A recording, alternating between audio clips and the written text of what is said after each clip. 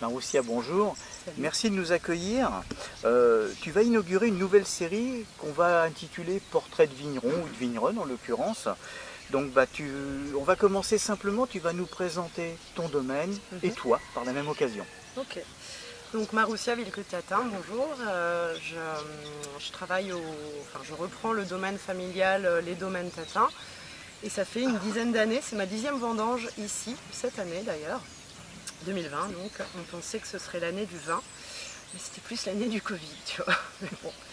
Donc c'est un domaine qui produit des appellations du centre-Loire que sont Quincy et Reuilly. Quincy, ce sera une appellation monocépage, uniquement du Sauvignon blanc, mais que du blanc. Alors que sur Reuilly, en plus du Sauvignon, on a du Pinot gris et du Pinot noir. Le Pinot gris, l'originalité de la région, on va dire, où on sort un vin qui est gris, qui est très fruité, frais, idéal. J'hésiterais même pas à dire un des plus beaux rosés de France. Ah ouais? Oui, franchement. Je suis d'accord. Ouais, tout à fait. Je suis d'accord. Non, c'est vrai, à mon goût personnel. D'accord.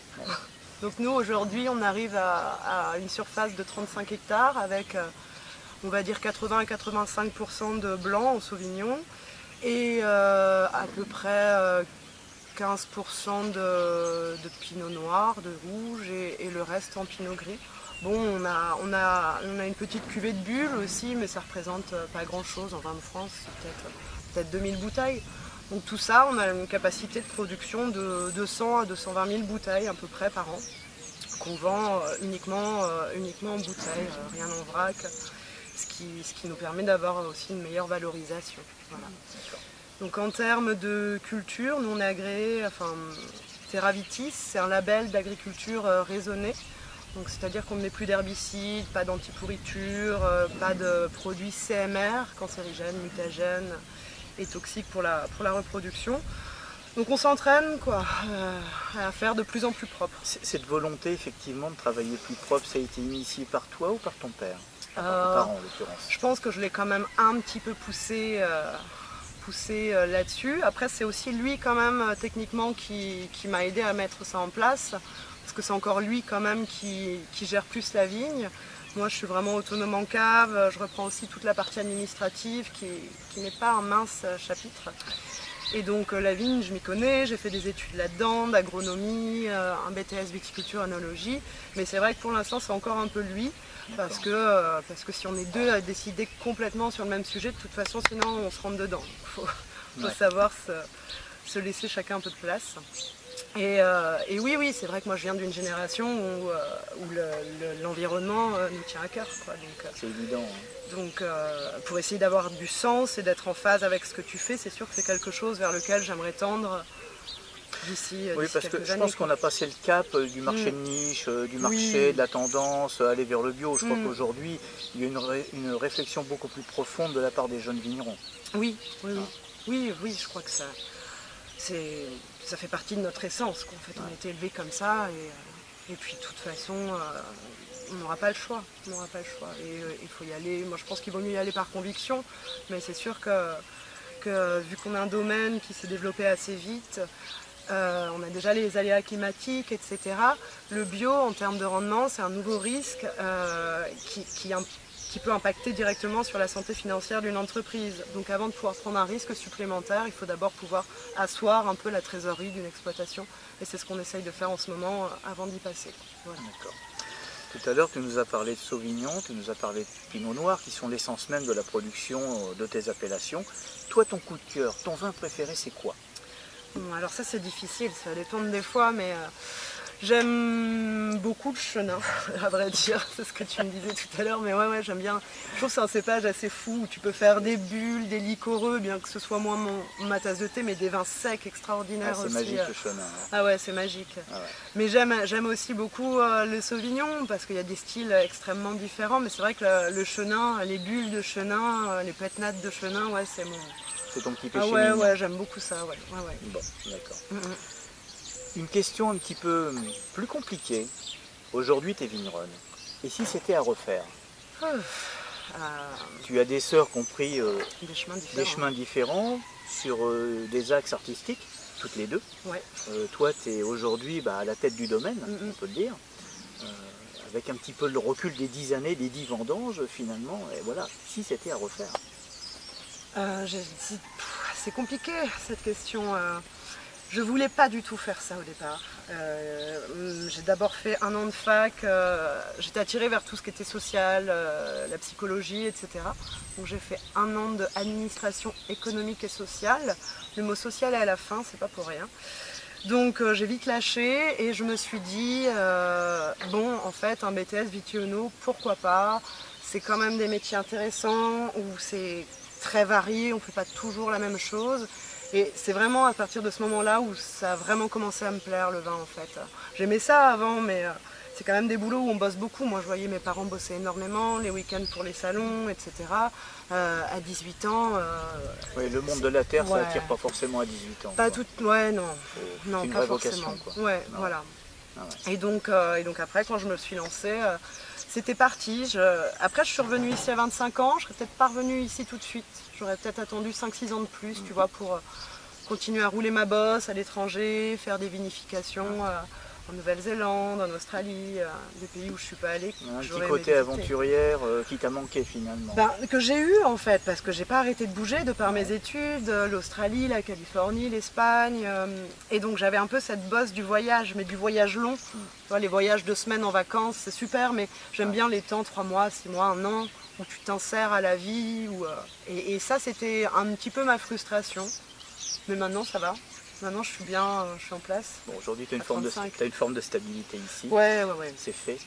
Alors, on va continuer à avancer dans le temps. Et moi, ce qui m'intéressait de savoir, aujourd'hui, tu es une jeune vigneronne. Comment imagines-tu et comment t'imagines-tu dans 25 ans? Voilà, on est en 2045. Comment tu vois les choses? Ton domaine, les appellations sur lesquelles tu travailles aujourd'hui, le monde du vin en général. Comment tu l'imagines dans 25 ans? Ouais, ça c'est un vaste sujet, ça c'est dur. On va avoir des gros challenges techniques en termes de climat. On sort facilement des vins à 14,5 dans nos régions. Donc est-ce que nos cépages Pinot Noir, Sauvignon, qui sont nos cépages principaux ici, seront encore adaptés dans 25 ans? À voir, rien de moins sûr. Donc qu'est-ce qu'on plantera à la place? Du genouiller? Non, je sais pas. Peut-être pas, ouais, tout à fait. Mais il y a un gros travail à faire par nos labos, etc. pour réfléchir à l'avenir au niveau technique. Plus personnellement, je pense que je serai encore ici, quoique je ne ferai peut-être pas non plus, on ne sait jamais. Toute ma carrière, on n'a qu'une vie. Est-ce que j'ai envie de faire 40 ans la même chose? On ne sait jamais. Et puis on est dans des processus de vie différents d'avant au niveau personnel. C'est rare maintenant, il y a encore des couples qui travaillent ensemble, mais moi par exemple mon conjoint n'est pas du tout là-dedans. Donc est-ce qu'un jour il n'aura pas envie de vivre ailleurs? Ça je sais pas, j'en sais rien. Et puis surtout dans 25 ans, j'imagine qu'il n'y aura plus mes parents. Donc ça c'est sûr que ça me fait un peu bizarre. Et donc il faudra que je me sois entourée de personnes à peu près au moins aussi intelligente que mes parents, quoi, parce que toute seule c'est un gros domaine, c'est un gros challenge. Donc il va falloir que je trouve soit un second d'exploitation, quelqu'un sur qui je peux compter, qui aime le vin. Et on a déjà une bonne équipe derrière, Agnès pour pas la citer. Mais il faudra quelqu'un de technique au niveau viti et cave et commerce aussi pour pouvoir me seconder, surtout si je veux des enfants. Tu vois. De toute façon, c'est évident qu'on ne fait jamais tout seul. Non. La réussite, c'est toujours un travail d'équipe. C'est ça.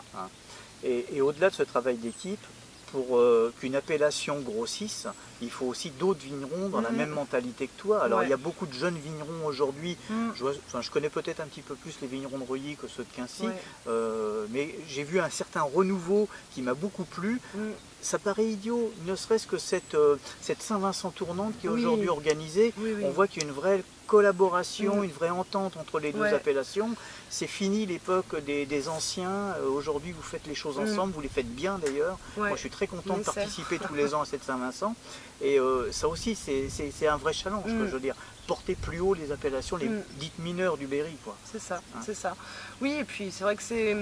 En plus on est quand même nombreux à être sur les deux appellations, c'est vrai que c'est des petites appellations avec quoi, 30 vignerons sur chacune, et un nombre restreint de vignerons qui vont participer à organiser les événements. Il y en a, c'est pas leur truc, ça se respecte, il n'y a pas de souci.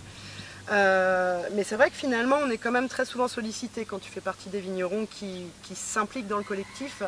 Et de se grouper, de se joindre, on est plus fort. Et puis c'est vrai que finalement, nous, il y avait 2 Saint-Vincent, une à Brina, une à Quincy. Enfin, j'épargne les détails, mais c'est très bien de faire comme ça. Ça aussi, change. Ouais. Et c'est une Saint-Vincent où on a aussi envie d'aller. C'est pas qu'on n'avait pas envie d'aller aux anciennes Saint-Vincent, mais c'était un peu daté d'un autre temps, quoi. Enfin, donc c'est vrai que c'est vrai qu'il y a une belle ambiance avec certains vignerons, c'est sympa. On avait commencé à faire des dégustations je aussi suis pas à l'aveugle. mais c'est vrai que je prends plaisir à y venir une fois par an, et c'est vrai que c'est un peu leur, on se dit c'est le rendez-vous, y compris pour les gens qui aiment la vigne et pas que les vignerons. C'est bien cette ouverture aussi. Voilà, moi je suis caviste, j'ai déjà rencontré des restaurateurs, il y a une belle émulsion autour de ça. Ouais. Alors à propos d'émulsion, je t'ai demandé de nous choisir un vin coup de cœur de ton domaine. Hein, sinon, ça aurait été un chenin. Oui, oui, c'est ça. Donc tu as choisi de nous présenter ta cuvée écarlate.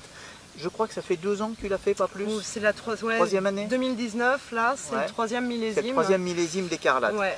Alors si tu veux bien nous parler de cette cuvée, de cette dernière année finalement.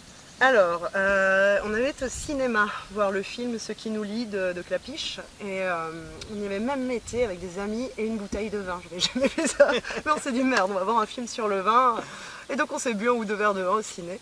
Et c'est un film qui m'avait beaucoup touchée parce que c'était l'histoire d'une fille qui reprend un domaine familial, sauf que là, dans son cas, le père était décédé, mais...